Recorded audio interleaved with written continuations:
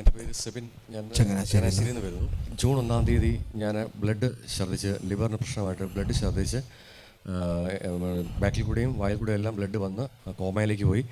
4 ദിവസം വെന്റിലേറ്ററിലായിരുന്നു. എനിക്കൊന്നും ഇവിടെ കാണാൻ തോന്നുന്നു. എൻ്റെ ശരീരം മൊത്തം ഓവർഡോസ് മരുന്ന് ചെന്നിട്ട് മൊത്തം അലർജിക്കായി വ്രണം പോലെ എൻ്റെ ശരീരം മൊത്തം. മരിച്ചേക്കാം എന്നുള്ള രീതിയിലാണ് ഞാൻ വീട്ടിൽ നിന്ന് എൻ്റെ വൈഫിനെയും അമ്മയും ഞാൻ ഒരു റൂമിലിട്ട് ലോക്ക് ചെയ്തിട്ട് എൻ്റെ കൊച്ചിനെ വിളിച്ചുകൊണ്ട് ഞാൻ ബാഗ് റെഡിയാക്കി പെട്ടെന്ന് വീട്ടിൽ നിന്ന് ഇറങ്ങി.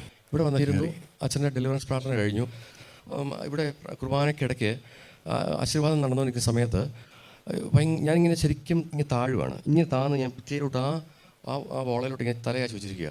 ഈശോയുടെ ആണി അടിച്ച പാടുള്ള ഒരു കൈ ഇങ്ങനെ എന്നെ നേരെയാക്കുക. അപ്പം ഞാൻ നേരെയാക്കിയിട്ട് ഇതിങ്ങനെ നോക്കാൻ വേണ്ടി ശ്രമിക്കുമ്പോഴത്തേക്ക് ഭയങ്കര പ്രകാശം. അപ്പോഴാണ് തൊട്ടിപ്പുറത്തോട്ട് എന്നെ വിളിക്കുന്നത് പരിശുദ്ധ അമ്മ ഈശോയെ നോക്കിക്കൊണ്ടിരിക്കുന്നു.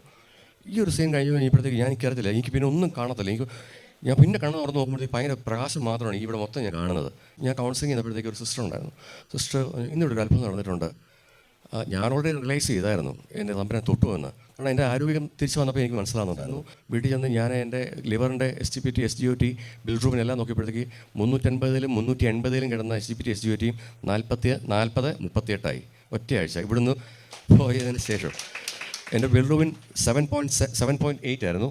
അത് നേരെ 1-ലേക്കായി. അത് മഞ്ഞപ്പിത്തം എന്ന സാധനം നേരെ 1-ലേക്കായി.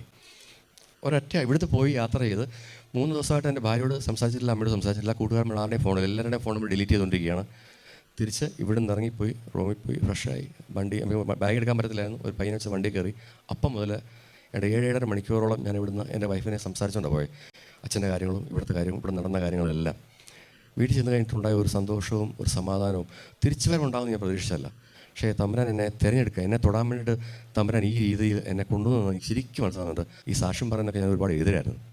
എനിക്കതിനകത്ത് യാതൊരു വിശ്വാസമില്ലായിരുന്നു. പക്ഷേ ജീവിതത്തിൽ വന്നപ്പോഴത്തേക്ക് വിശ്വസിക്കാതിരിക്കാൻ പറ്റത്തില്ല. അങ്ങനെയാണ്. എൻ്റെ എല്ലാത്തിനും അച്ഛനോടും എൻ്റെ യേശുവിനോടും എല്ലാവരോടും നന്ദി പറയുന്നു.